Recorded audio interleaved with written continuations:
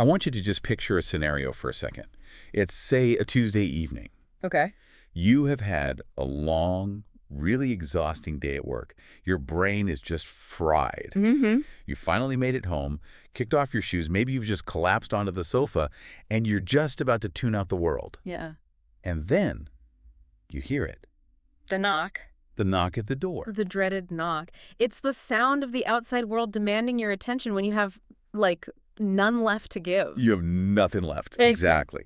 And your first instinct is to play dead. I mean, we've all done the freeze and turn the TV volume down move. Absolutely. Total silence. Don't breathe. But for some reason, on this particular Tuesday, you get up, you open the door, and standing there is a young guy, maybe a college student, big smile, holding a clipboard. The clipboard, the ultimate weapon. And he starts talking. And maybe he's selling magazine subscriptions to magazines you've never even heard of. Or maybe he's selling tickets to a sanitation workers' ball that you have absolutely zero interest in attending. And, right away, like deep in your gut, that you do not want this. You have no use for Beekeeper Weekly. You do not want to go to a ball. You know it. Yeah. But here is the kicker. 10 minutes later, the door is closed, the guy is walking away whistling, and you are standing in your hallway holding a receipt for $40. Oh, no! In a subscription that is going to clutter your mailbox for the next year. And you're just staring at the wall thinking, how did this happen? It's such a universally frustrating experience, isn't it? It's that moment of realized powerlessness. Yes. Where you see yourself acting against your own best interests, almost like a puppet on a string. A puppet on a string. That's Just, perfect. You stood there, you nodded, you reached for your wallet, all while this little voice in your head was just screaming, no, no. Exactly. You feel like a puppet. And afterwards, the feeling isn't just regret about the money, it's embarrassment. Oh, for sure. You stand there wondering, am I just a pushover? Am I gullible? Is there, something wrong with me? Well, if you are listening to this and nodding along, feeling that shame, I have some incredible news for you. Mm-hmm. Today's deep dive is going to make you feel a whole lot better about those moments. It certainly will. Because it turns out you are in very, very good company. We are looking at the work of Robert B. Cialdini. Now, for those who don't know, Cialdini he's a giant. He's a titan in the field of experimental social psychology. He is pretty much the authority on persuasion. Right. And here is the hook, the thing that I think makes this specific deep dive so compelling. You would expect a guy with a PhD in social psychology, a guy who studies how people think. You'd expect him to be immune to these tricks, right? I don't think so. You would think he sees that guy with the clipboard and just, dissects him like a frog in biology class. Yeah, you'd assume his academic armor would protect him. But in the introduction to his seminal work, Influence, Cialdini starts with a confession that is honestly, it's pretty shocking for an academic of his standing. It really is. He admits, freely, all my life I've been a patsy. It's a wonderfully disarming admission, isn't it? He uses that specific word, patsy. He calls himself an easy mark. An easy mark. He talks about being targeted by peddlers, fundraisers, and operators of one sort or another. And what's fascinating here is that he acknowledges that not all of these people had, bad intentions. That is a really key point. We aren't just talking about con artists or, scammers here. No, not at all. He specifically mentions representatives of charitable agencies. Right. And these people often have the best of intentions. They're trying to do good work. But the result for Cialdini was always the same. He ended up with stuff he didn't want. He ended up with things he didn't want. He specifically mentions unwanted magazine subscriptions and tickets to the sanitation workers' ball. The sanitation workers' ball. Mm-hmm. I love that specific detail. It just paints such a clear picture of a guy standing there holding these tickets, probably thinking, I don't even own a tuxedo. Why? Why did I do this? And he uses a phrase that I think is just brilliant. He says he has found himself in this position with personally disquieting frequency? Personally disquieting frequency. That is the most polite, academic way possible of saying, it happens so often, it is actually freaking me out. It really is. It suggests a pattern, right? Yeah. It suggests that this isn't just bad luck, it's a systemic vulnerability. And that is what drove him. Cialdini says his long-standing status as a sucker is actually what pushed him to study this. He wanted to understand the mechanics of his own compliance. So he turned his own weakness into his research project. He did. He had this burning question. Why is it that a request stated in one specific way gets rejected. Right.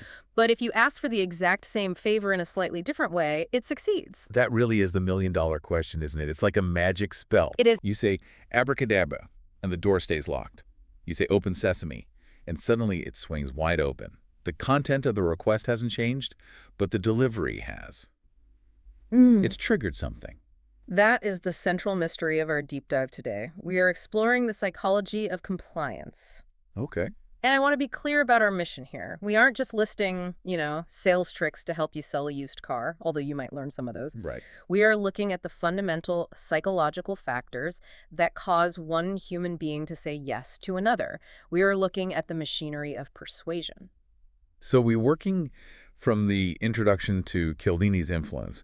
And what struck me immediately is the journey he takes. He doesn't just stay in the ivory tower. No, not at all. He goes from being what you might call a lab rat academic to a full-blown spy in the real world. It's a remarkable methodological shift, and we'll definitely get into why that was so necessary.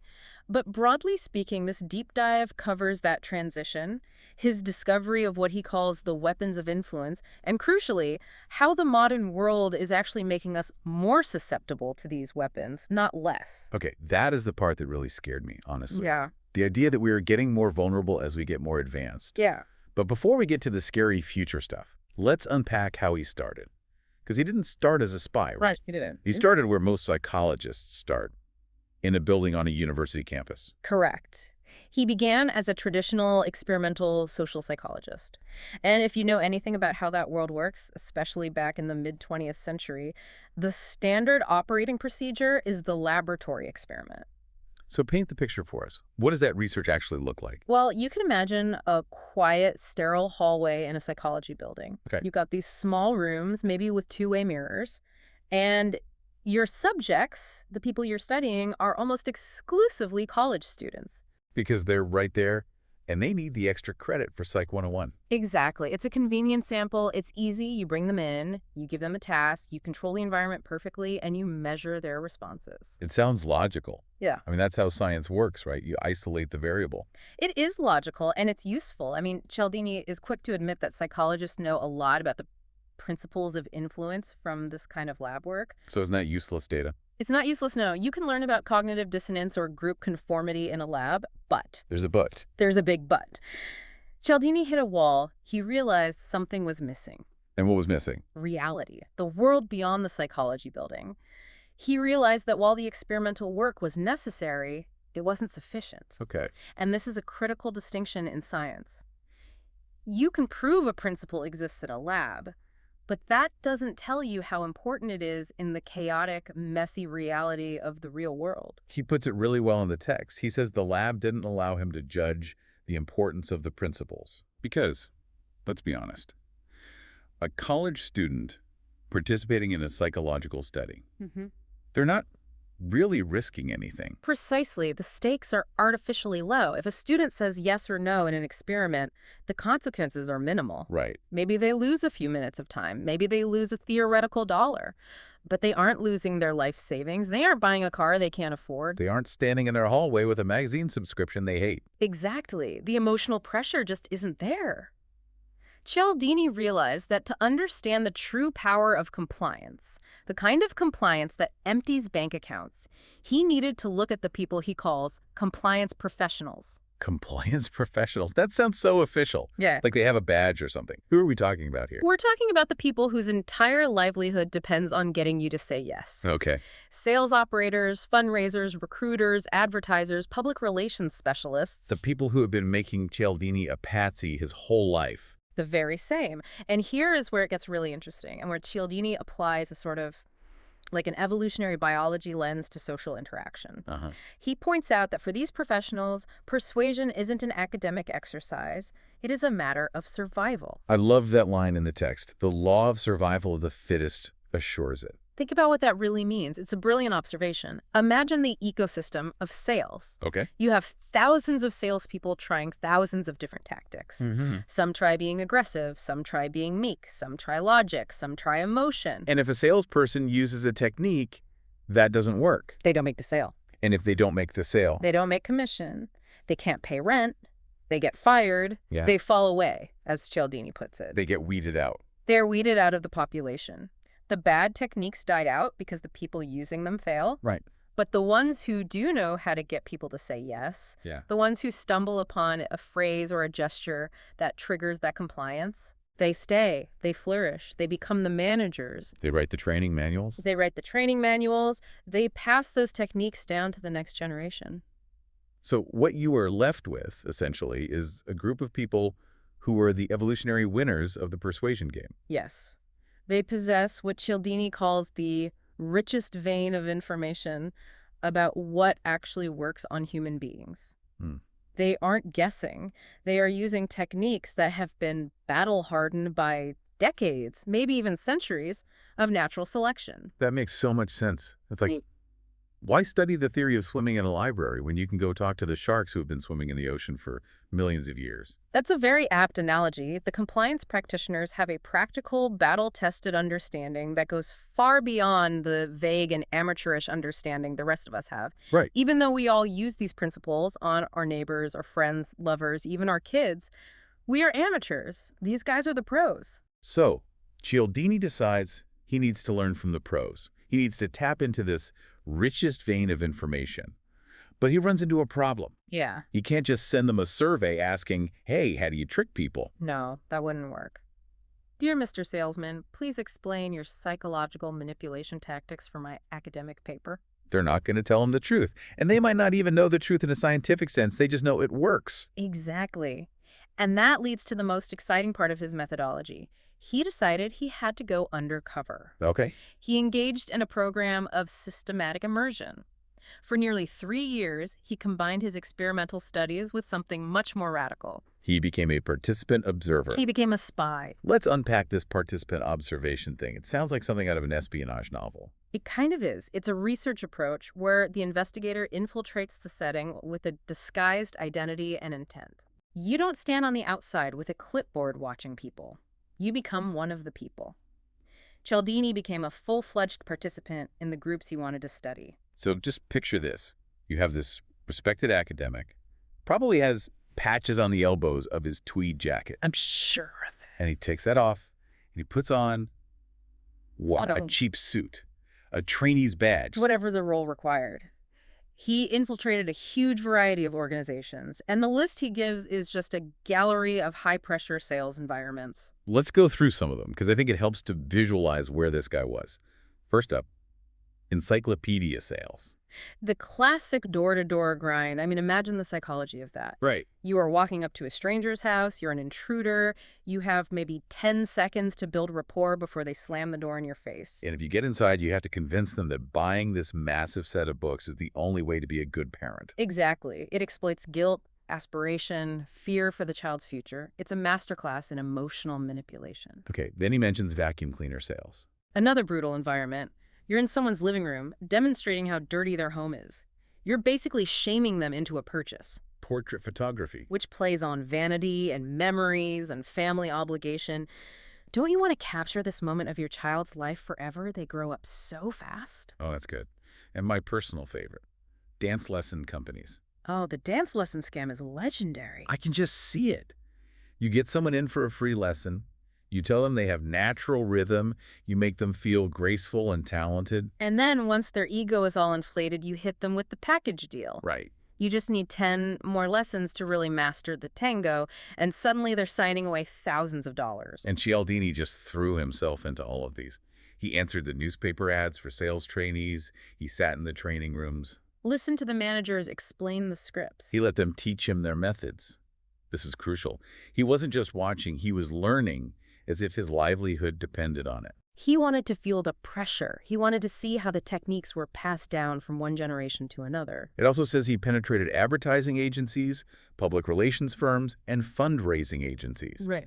So he wasn't just looking at the, the gritty door-to-door stuff. He was looking at the polished corporate stuff too. It was a program of systematic immersion for nearly 3 years. I mean, that is a massive commitment. But he didn't stop there. This is what I love. He didn't just talk to the predators. He talked to the prey.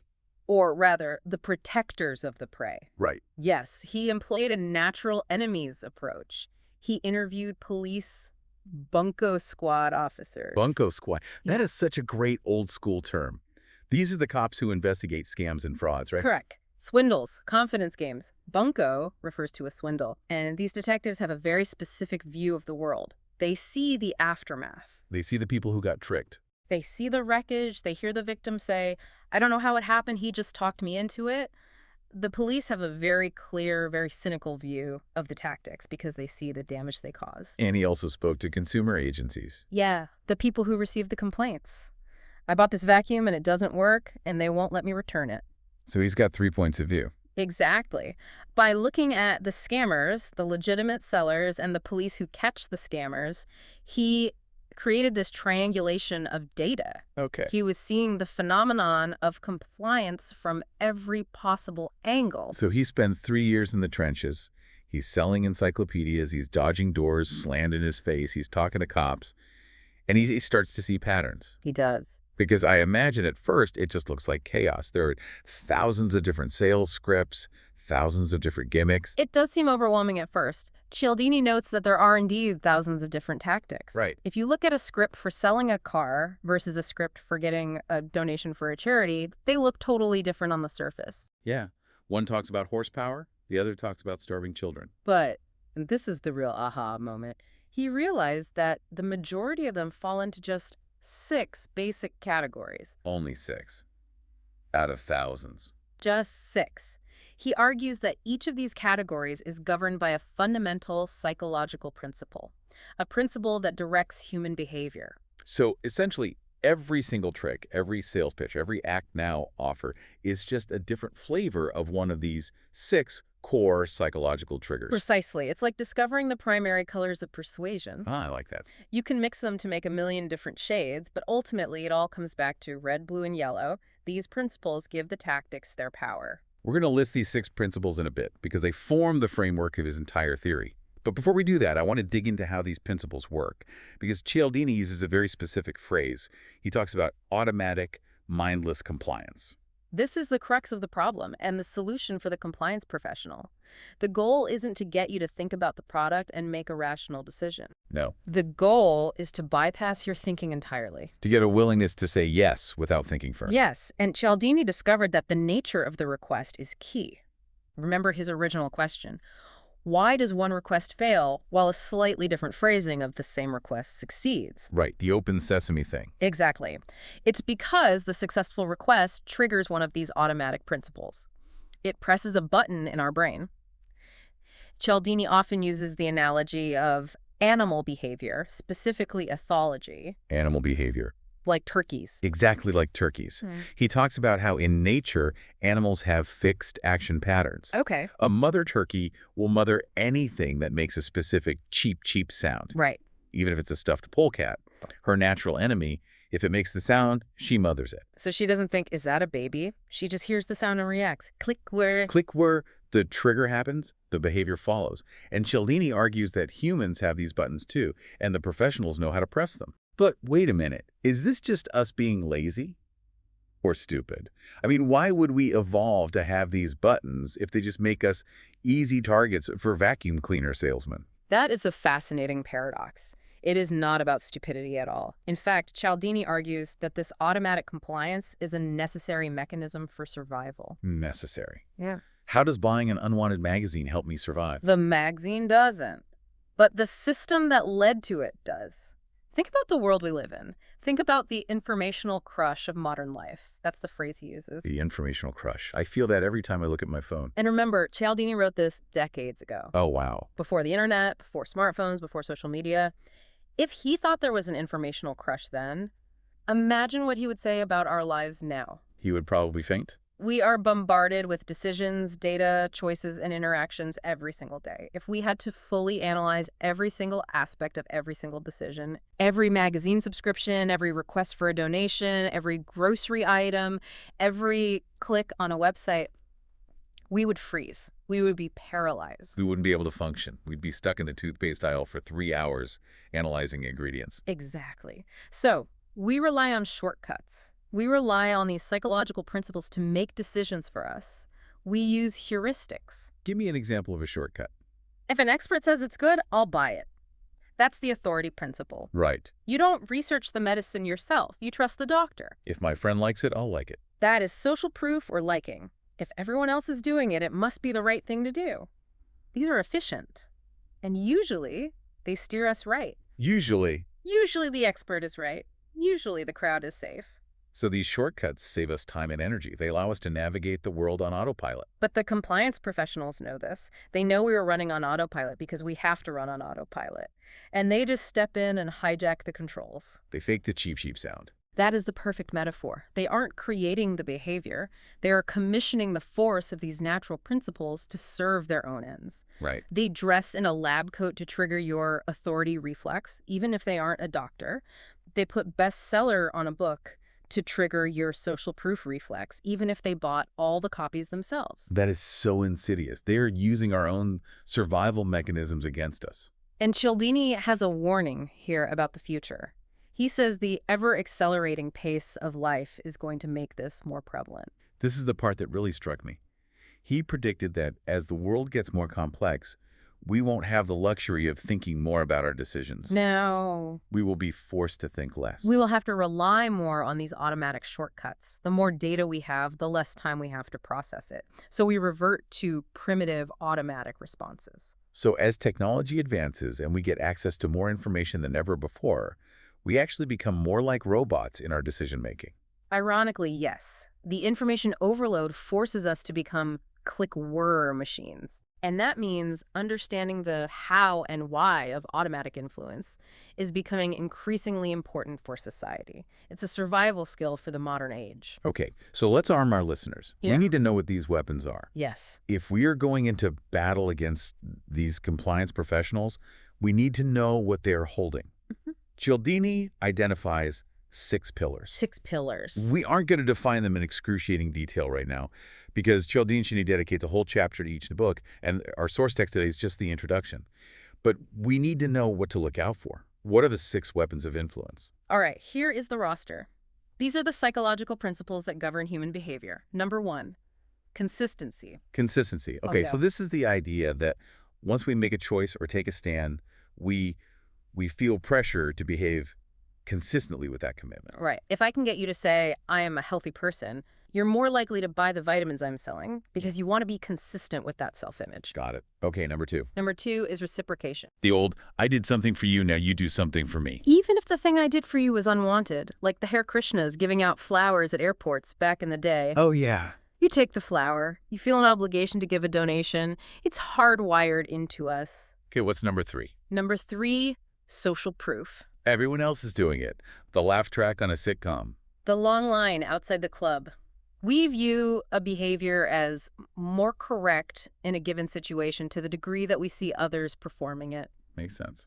Number 4. Number 4, authority. The doctor's coat, the police uniform, the title Professor before your name. We have a deep-seated sense of duty to authority. We tend to obey figures of authority without even checking if they're actually legitimate sometimes. Scary. Okay, number 5. Number 5? Liking. Simple enough. We say yes to people we like. Right, people who are attractive or funny or who are just like us, or even people who just compliment us. Flattery is a huge part of the liking principle. And finally, number 6. And finally, number 6. Scarcity. Limited time offer. Only 2 left in stock. The fear of missing out. FOMO. Opportunities seem more valuable to us when their availability is limited. Consistency, reciprocation, social proof, authority, liking, scarcity. Yeah. It sounds like a recipe for every bad decision I've ever made. And every good one, too. That's the trick. But there's one thing missing from this list that might seem obvious to our listeners. I'm going to ask about that. What about price? Hey. What about just getting a good deal? If I buy something because it's cheap, which principle is that? So Cialdini addresses this elephant in the room explicitly. He calls it the rule of material self-interest. Okay. The simple idea that people want to get the most and pay the least. And he left it out of the 6. Like he did. But not because he thinks it's unimportant. He says it's a motivational given. It goes without saying, of course you want a good deal. So offering a discount isn't a psychological trick in the same way. Exactly. If I offer you a Ferrari for $5, you don't need a psychological trigger to say yes. You just need basic math. That is rational behavior. Cialdini acknowledges that professionals use the I can give you a good deal approach all the time, But that doesn't require extensive psychological description. Ah, okay. The other six, authority, scarcity, and so on, those are the ones that work even when the deal isn't necessarily better. They're the ones that bypass the logic of material self-interest. Yes. They're the ones that make you buy the car even though it's too expensive, just because you like the salesman or you think it's the last one on the lot. Correct. That is the magic he is interested in. Now, before we wrap up the analysis of the text, I want to talk about how this work has lived in the world. Because Cialdini mentions that since the first edition of Influence came out, the study has kind of evolved. It has. He notes that we know more about the influence process now. But more interestingly, he added a feature to the book that really brings it to life: readers' reports. I love this concept. Tell us about the readers' reports. So, after the book was published, people would read it, learn about these principles, and then suddenly they would see them happening in their own lives. They started seeing the strings? They saw the matrix. And they would write to Cialdini describing the event. Dear Dr. Cialdini, I was at a car dealership and the salesman did X, Y, and Z, and I realized it was the low ball tactic from your book. So it's like he's crowdsourcing the research. In a way, yeah. It validates the ubiquity of these principles. These reports show that this isn't just happening in a sales training room. No. It's happening in interactions with neighbors, friends, lovers, offspring. Offspring. No. Even our kids are using these weapons on us. Especially our kids. They are absolute masters of reciprocation and liking. I could give you a hug. Now can I have a cookie? It really is everywhere. And Cialdini actually invites people to keep sending them in. He mentions the Department of Psychology at Arizona State University. Right. It's like he's building a living archive of human persuasion. And specifically, he thanks individuals, Pat Bobbs, Mark Hastings, and others who contributed these reports. It reinforces that this is a shared human experience. We are all navigating this field of influence together. So let's zoom out. We started with Cialdini, the expert who was also a patsy. The Pats. We followed him from the safe, sterile psychology lab into the trenches of door-to-door sales and bunco squads. And we've landed on this terrifying but enlightening realization. We're surrounded by professionals who know exactly which buttons to push to make us comply. And they rely on the fact that we are too busy to think. That's the real kicker. We have moved from the sucker buying sanitation ball tickets to understanding why he bought them. Right. He bought them because a professional triggered a psychological mechanism that bypassed his critical thinking. So for you, the listener, the learner, who wants to navigate this world a little smarter, what does this mean for your tomorrow? It means you need to be aware that your automatic pilot is always on. You are likely using these tools or having them used on you every single day without realizing it. So what do we do? Do we just become paranoid recluses? Do we just slam the door on everyone? No, not at all.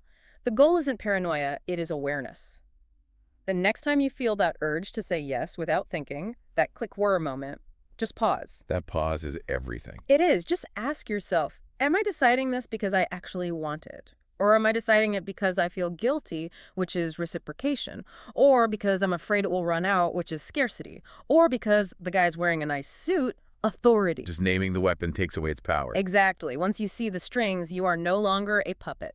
So here is a final thought to chew on as you go about your day. We talked about the information crush. Right. We talked about how the world is getting faster, more complex, and more filled with data. The acceleration of modern life. Yeah. If Cialdini is right, and this complexity forces us to rely more on automatic, mindless compliance, are we destined to become more gullible as a species? That is the provocative question, isn't it? We like to think we're getting smarter, more informed. We have the internet in our pockets. But if the environment forces us to stop thinking and just react, is automatic compliance the inevitable future of human interaction? Are we building a world where we are just puppets pulling each other's strings? It's a chilling thought, especially as AI and algorithms get better at mimicking those triggers, better at making that cheap, cheap sound. Oh, wow, yeah. We might find ourselves saying yes more often than ever before, and not even to a person. So the battle for our own minds is just beginning. It is. But awareness is the first step to cutting the strings. Absolutely. Thanks for taking this deep dive with us. Keep your eyes open out there. Stay sharp. See you next time.